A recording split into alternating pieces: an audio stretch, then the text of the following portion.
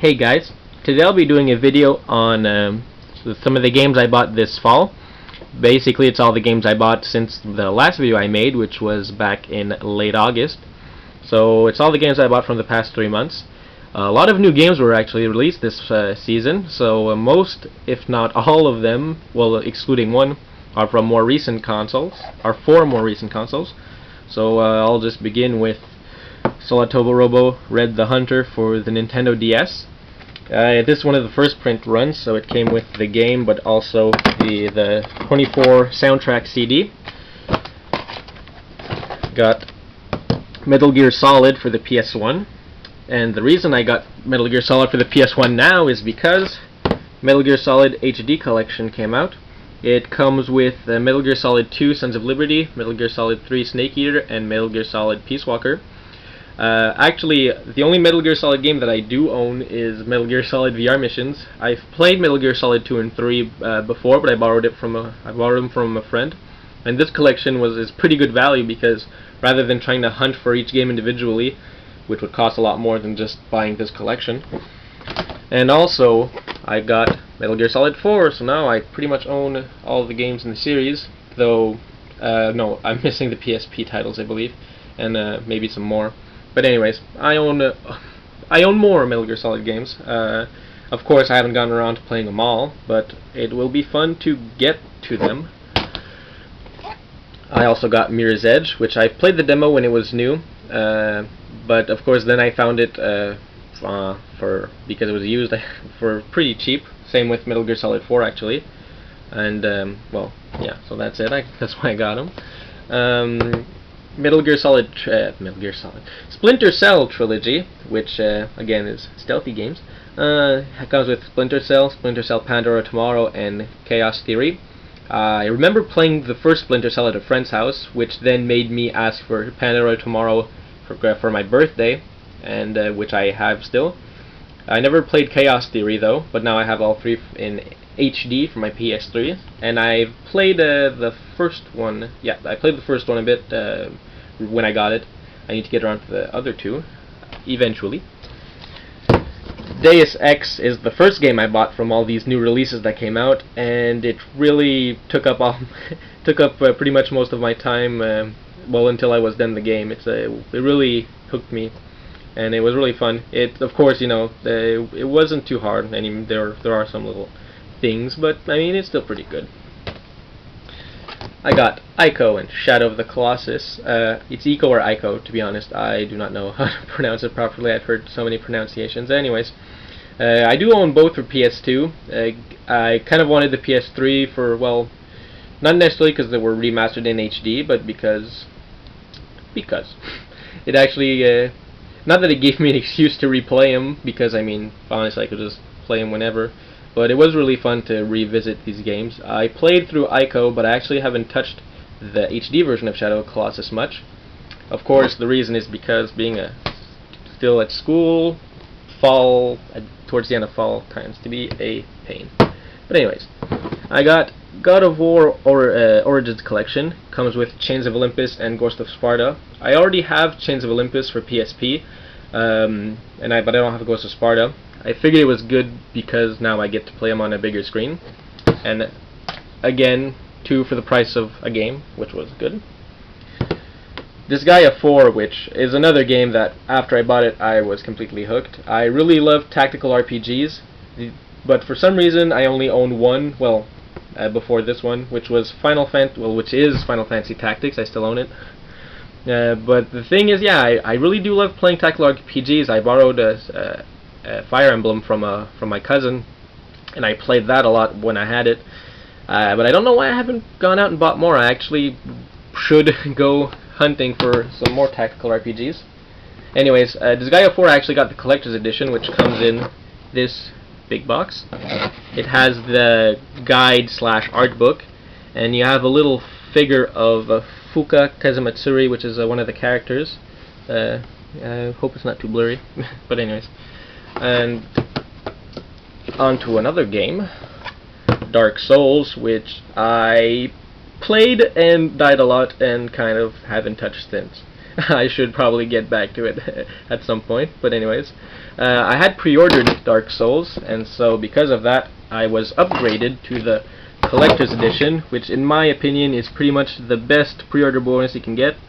Instead of having some random DLC, you actually get upgraded to some real physical things. It comes in this tin box, covered by a little plastic film, and inside the tin box, which I have already removed, you get an art book and a little card. This little card is basically for downloadable content.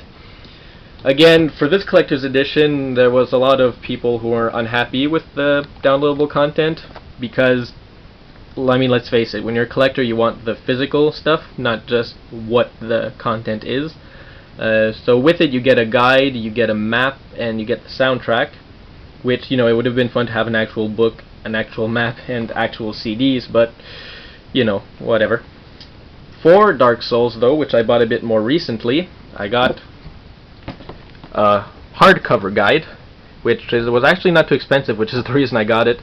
I am actually not really big on buying guides, but for some reason lately I've been really interested in buying these books, especially pretty much the hardcover ones. I mean, it looks really nice, and so I'll put this back to the side.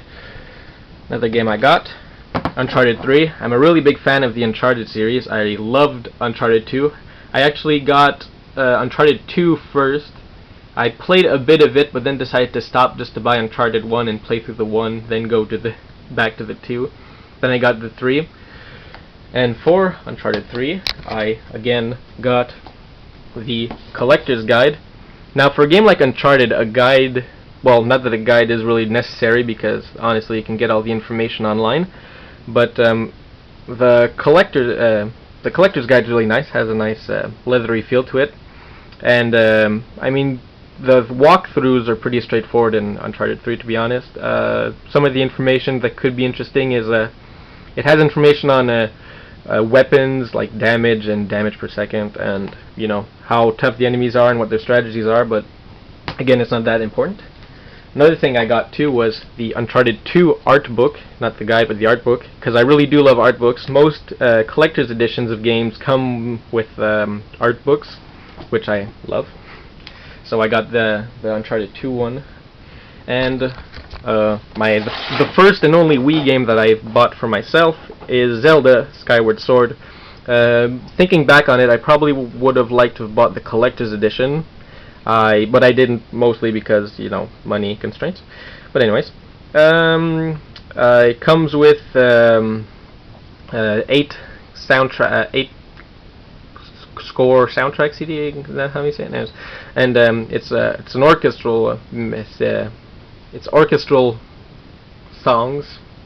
Not really sure if that's how you should say it, but anyways. And the soundtrack is really amazing. The game is really great. It kind of goes back to its roots, but not NES kind of roots, but more N64. So I guess not really roots. It's more of a stem, but I guess that doesn't really make for a nice analogy. So instead of just talking randomly and rambling, I'll go on to my next and last game, which has absorbed all time has taken over my free time. I'm pretty much obsessed with this game, and it is The Elder Scrolls V Skyrim. As you can see, I got the collector's edition. Put the camera back down and show you what's inside. You got the game, of course, but you also get a making of Blu-ray, or I believe it's a Blu-ray, anyways. It comes, of course, game manual, which is in color, which is nice to have that still, and a paper map, which they made it cloth textured, which is, again, it's a nice map. And since it's a collector's edition, you get, of course, more stuff. Well, first of all, this is the box it came in. It's up there. And with it, you get really nice. It has that leathery feel. It's an art book, has the Skyrim logo on it, and it's a really, really nice looking art book. It's really nice stuff, and it has some descriptions on how some stuff was designed, but also little things on different creatures and whatnot. And another thing that came with it is, if I can bring it over here,